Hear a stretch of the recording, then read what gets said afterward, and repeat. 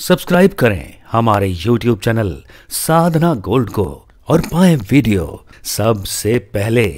और हाँ, bell icon दबाना ना भूलें। दुनिया में इतने बुरे लोग हैं, अच्छे भी हैं, ये सब क्यों हैं बुरे लोग? ऐसे तमोगुणी लोग हैं, किसी को भी मार देते हैं छोटी छोटी बातों पे। ऐसे ऐसे लोग दुनिया में क्यों हैं? इसका उत्तर समझो। दुनिया में ऐसे ऐसे लोग हैं, ये दुनिया विषमता से भरी है, इसलिए दुनिया है। यदि सारे लोग एक जैसे अच्छे हो जाएं तो प्रलय आ जाएगी। समझना बात को। ये दुनिया चल विषमता से रही है। अच्छा, सारे धोबी बन जाएं, कपड़े धोने वाले एक जैसे हो जाएं, बहुत तो कपड़े किसके धोएंगे? भूखे मर जाएंगे सारे बाल काटने वाले नाई हो जाएं, तो बोलो बाल किसके काटोगे? सारे तो नाई बन गए, एक जैसे बन गए सारे। समझना बात को। सारे फैक्ट्रियों के मालिक बन जाए, बताओ फिर फैक्ट्री में काम कौन करेगा? समझ ना बात को। सारे एक जैसे हो नहीं सकते, विषमता से भरा ये संसार है। ये संसार विषम है, इसलिए संसार है। और जब प्रलय होता क्या है? प्रलय के समय सब कुछ एक जैसा हो जाता है। रजोगुण, तमोगुण, सतोगुण तीनों बराबर हो जाते हैं। तमोगुण का मतलब बुराई, सतोगुण का मतलब अच्छे, रजोगुण का मतलब बीच वाले, तो सब के सब इक्वल हो जाते हैं, प्रलय आ जाती है। और अभी आपने बताया कि जब सृष्टि को उत्पन्न किया तो सबसे पहले भगवत इच्छा से काल को प्रेरित किया, भगवत इच्छा ने। तो काल ने क्या किया? अभी आपने बताया कि जो साम्य अवस्था है उसको छेड़ा, उसको डिस्टर्ब किया। मैंने डिस्टर्ब शब्द कहा, आपने क्षोभ कहा। संस्कृत में क्षोभ कहेंगे, इंग्लिश में डिस्टर्ब कहेंगे, और शांत इसके सांख्य शास्त्र की भाषा में विषमता कहेंगे।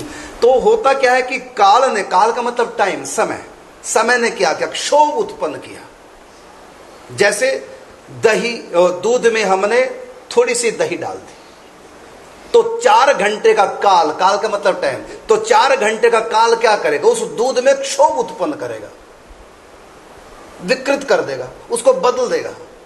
और जो ही बदला 4 घंटे में, तो तुरंत दही बन गया 4 घंटे बाद। तो दही उसमें दूध में हमने दही मिलाई थी 4 घंटे पहले, तो जिस समय दूध में दही मिलाई थी उसी समय क्यों नहीं दही बन गया? क्योंकि इसलिए नहीं, क्योंकि उसके साथ संसर्ग होना है 4 घंटे काल का। तो काल का, टाइम का संसर्ग, और काल का काम है परिवर्तन करना, काल का काम है बदल देना, काल का काम है क्षोभ उत्पन्न करना, डिस्टर्ब करना वस्तु एक जैसे। तो एक काल ही सृष्टि चला रहा है। तो काल ने क्या किया? जो महाप्रलय के समय जो विषमता थी सृष्टि में, तीनों गुणों में जो अप डाउन थे, तो इसको बराबर कर दिया काल ने। तो बराबर करते सृष्टि में प्रलय मच गई।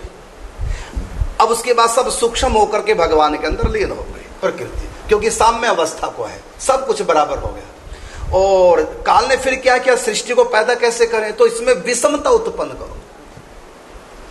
तो 4 अरब 32 करोड़ साल तक प्रकृति बराबर साम्य अवस्था में रही। 4 अरब 32 करोड़ साल तक प्रलय रही, प्रकृति साम्य अवस्था में रही।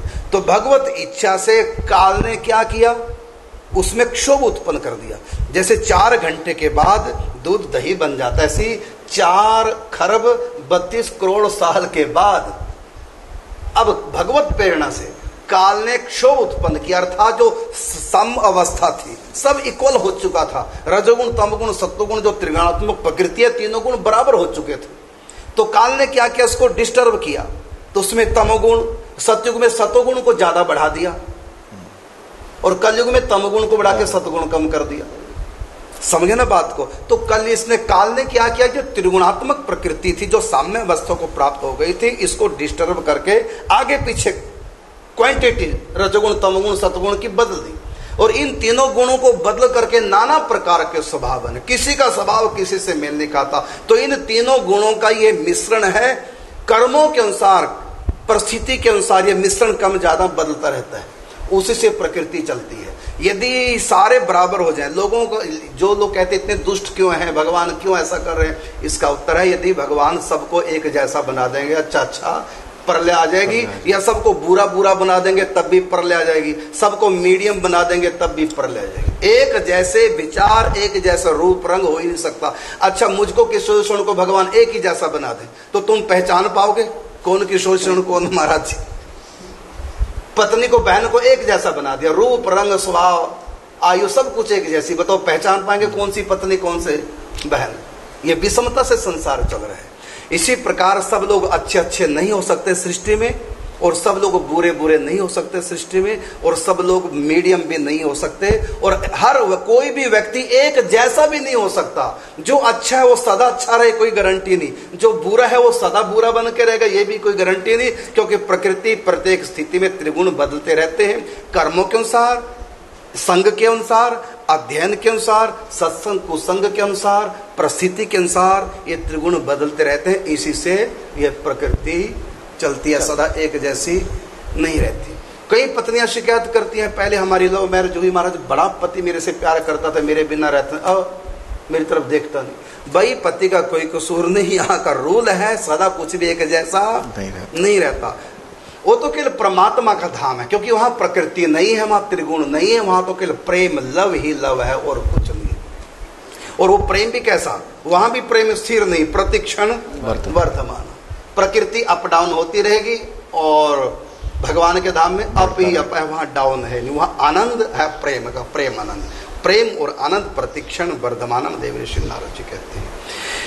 तो ये है प्रकृति का बताया कि साम्य अवस्था को प्रकृति प्राप्त होती है तो प्रलय आ जाती है, और जब भगवती इच्छा से काल की प्रेरणा से जब प्रकृति में क्षोभ उत्पन्न होता है तो जो है तीनों गुण आगे पीछे होकर के नाना प्रकार के, सबसे पहले बनता है गुणों में क्षोभ होने से महातत्व, जिसको कहेंगे बुद्धि तत्व। और उसी बुद्धि से ब्रह्मा जी हम सब की अलग अलग बुद्धियां बनाते हैं। कैसे बनाते? हमारे कर्मों के अनुसार। काल कर्म स्वभाव गुण घेरा, फिरत सदा माया कर प्रेरा। ये काल गुण, गुण का मतलब तमगुण रजगुण सत्वगुण, काल का मतलब समय, काल कर्म स्वभाव गुण घेरा, फिरत सदा माया कर प्रेरा। इस प्रकार माया की प्रेरणा से व्यक्ति जन मन के चक्कर में घूम रहा है, और ये तब तक घूमता रहेगा जब तक संत शरण नहीं आए, तब तक मन भरमाए, मर्म कोई जान न पाए, धर्म कोई जान न पाए। आप कुछ कहना चाहते हैं? वही चौपाई हो, गुण अवगुण, गुण अवगुण सबके उर्वश है, या जड़ चेतन गुण दोष में विश्व कीन करतार, संत हंस गुण गए पर हरि पार।